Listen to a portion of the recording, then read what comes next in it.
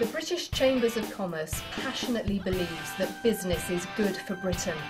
We know that business is good for recovery, business is good for our local communities, and above all, business is good for people.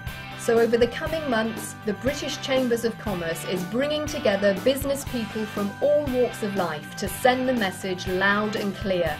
Business is good for Britain because it creates jobs, generates wealth and supports our public services.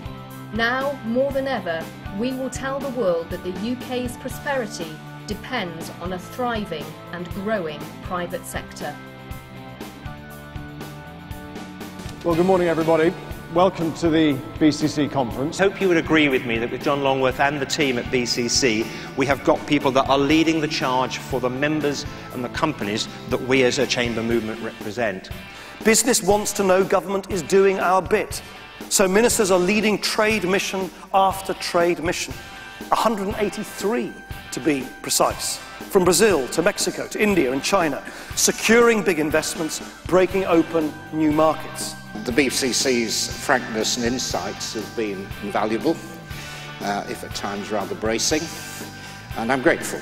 And in particular, you've kept the government on its toes in efforts to hack through the thickets of red tape and bureaucracy that we have inherited. And we have a very firm belief that if we do not deal with worklessness as a society, we really will not and cannot be surprised that our NHS bill will continue to go up, our policing costs will continue to go up, because effectively our social fabric will be dismantling. A new national high-speed railway network that will radically improve the connections between our cities, regions and truly help generate jobs and growth. This is going to be the first major national railway that we have built in this country and opened since 1899.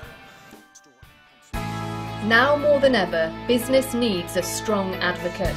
That's why companies of all sizes and types turn to the British Chambers of Commerce, which represents the interests of over 100,000 businesses through an effective network of accredited chambers in every part of the United Kingdom.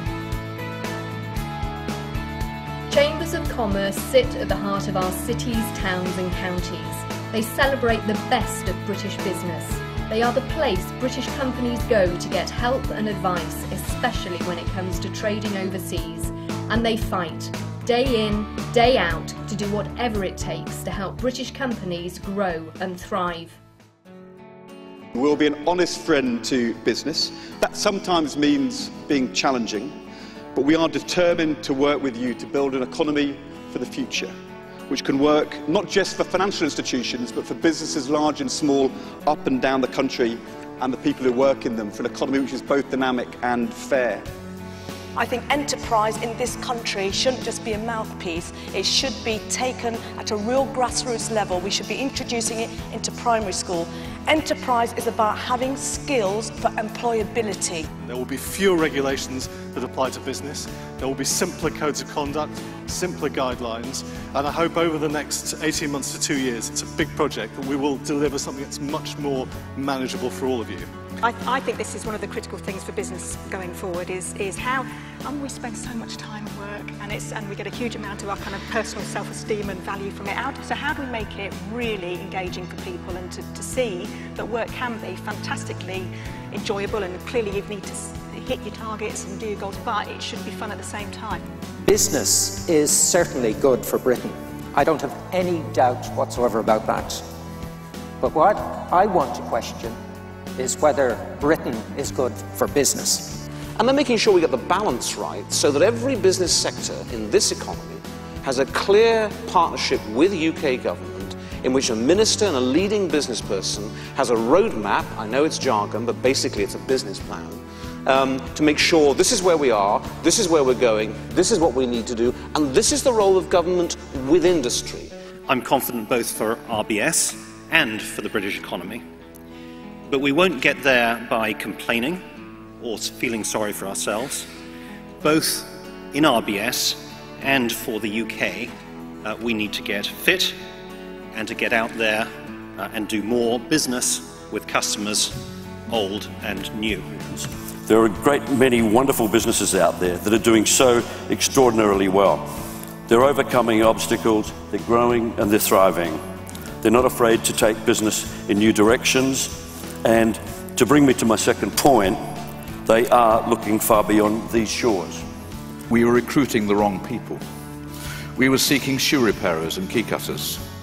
We needed people with personality. You can teach a real character to repair shoes, but you can't put personality into a grumpy cobbler. I can honestly say that I've been so very impressed by the vital work that Chambers are doing, encouraging enterprise, promoting growth, and in particular supporting business exports. And certainly exports is something that we in the Chamber Network will be very much focused on in 2012 and in the years to come. Chambers are always there for business, and I'm confident that Chambers are more relevant now than ever before. Government initiatives come and go, but Chambers of Commerce are always there for business, and they are more relevant today than ever before. Chambers of Commerce are leading a renaissance that is vital for our country. They are in the vanguard of regional development and business growth. So join us and help us demonstrate the many ways that business is good for Britain.